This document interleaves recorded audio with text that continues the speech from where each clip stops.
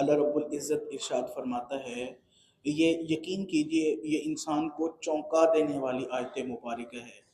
اگر ایک لمحہ انسان تنہائی میں بیٹھا ہو اور اس آیت کا مطالعہ کرے تو میرے خیال میں اس کی آخرت کے لیے کافی ہے۔ اللہ فرماتا ہے وَاتَّقُوا، اور ڈرو، یومن، اس دن سے، ترجعون فیہ الی اللہ، جس دن میں تم اللہ کی طرف لوٹائے جاؤ گے۔ ان لفظوں پر بس غور کر لیں۔ جو بھی جتنا بھی بڑا عزت کا مالک ہے، جتنی بڑی دولت کا مالک ہے، جتنی بڑی پگڑی والا ہے، صرف ان لفظوں پر غور کر لے۔ وَاتَّقُوا، اور ڈرو، یومن، اس دن سے، ترجعون فیہ الی اللہ، جس دن میں تم اللہ کی طرف لوٹائے جاؤ گے۔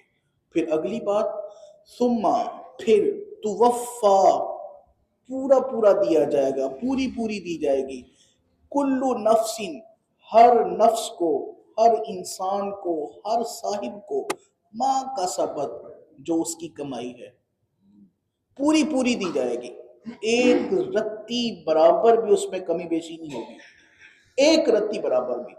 ثم توفا کل نفس ما کسبت، اور پھر پوری پوری ہر جان کو، ہر نفس کو اس کی ہوئی کمائی دی جائے گی۔ وَهُمْ لَا يُظْلَمُونَ، اور ان پر ظلم نہیں ہوگا۔ عزیزان گرامی قدر، اگر صاحب اس آیت کے چھوٹے سے حصے پر غور کر لے، تدبر و تفکر کر لے، ساری انائیں، سارے تکبر، سارے غرور، یہ حسد کے سارے تانے بانے، یہ ساری زنجیریں، یہ ٹوٹ کر بکھر جاتی ہیں، اور انسان صرف اور صرف اپنے خالق حقیقی کا ہو کر رہ جاتا ہے۔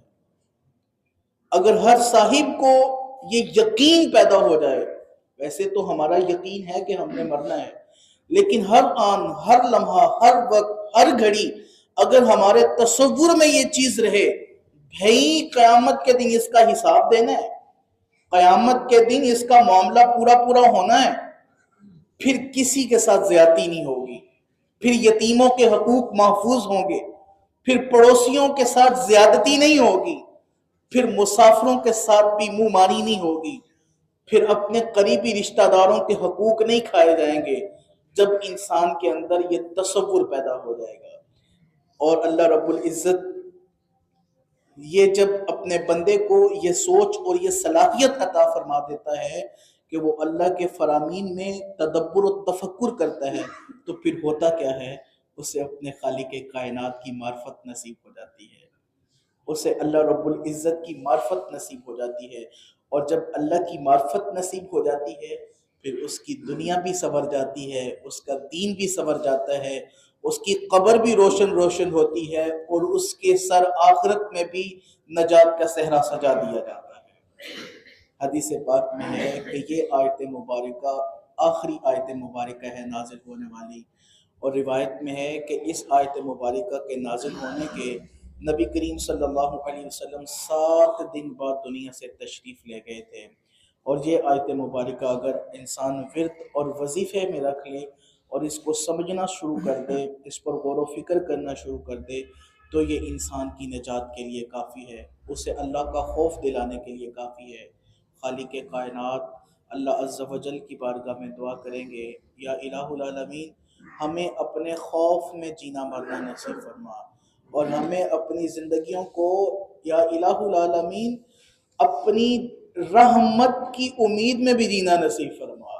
خوف بھی ہے اور امید بھی ہے خالق کائنات کی رحمت کی، یقین بھی ہے خالق کائنات کی رحمت کا۔ اللہ رب العزت ہمیں صحیح معنوں میں قرآن مجید پڑھنے، سمجھنے اور سمجھ کر عمل کرنے کی بھی توفیق عطا فرمائے۔ آمین بجاہ طہ و یاسین۔